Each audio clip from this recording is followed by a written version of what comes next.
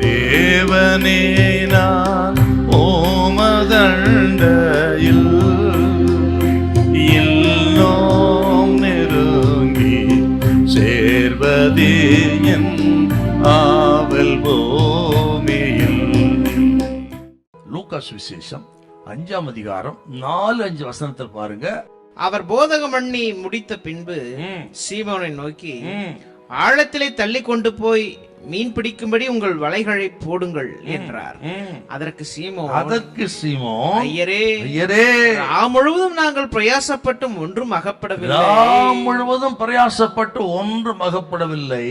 ஆகிலும் உம்முடைய வார்த்தையின்படியே வலையை போடுகிறேன் என்று சொல்லி ஆண்டவர் இயேசு சொன்ன வார்த்தையை கேட்டு அவர் வார்த்தையின்படியே படகை ஆழத்துக்கு தள்ளி கொண்டு போய் வலைகளை போட்டார். என்ன நடந்தது? 2 படகு அமிழத்தக்கதாய் திரளான மீன்களை பிடித்தார். இந்த பெரிய ஆசீர்வாதத்துக்கு என்ன காரணம்? கர்த்தருடைய வார்த்தையின் மேல் பேதுரு வைத்த விசுவாசம். பேதுரு ஒரு நல்ல மீனவர், திறமசாலி, மீன் பிடிக்கிறதுலே திறமசாலிங்க.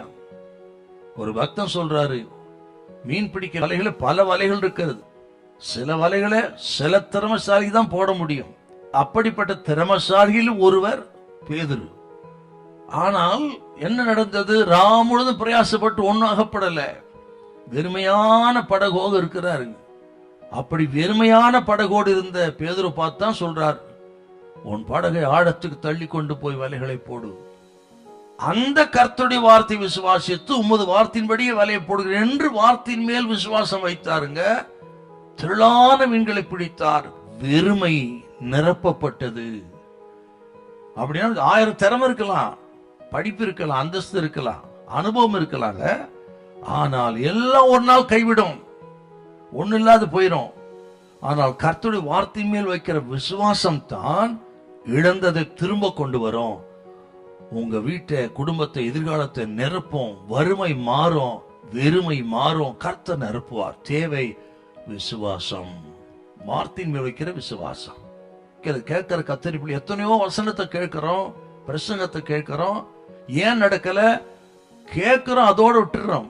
ஆனா இன்றைக்கு கர்த்தர் சொல்றாருங்க, விசுவாசிங்கள். பேதுருவின் படகு நிரப்பினவர் நிரப்புவார்.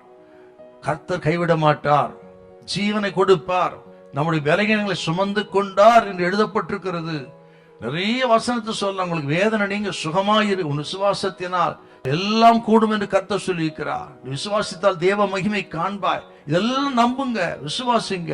ஏற்பட்ட வியாதியும் விலகும், ஜீவனை கொடுப்பார், பாதுகாப்பார். கர்த்தர் கைவிட மாட்டார். ஹல்லேலூயா, ஹல்லேலூயா.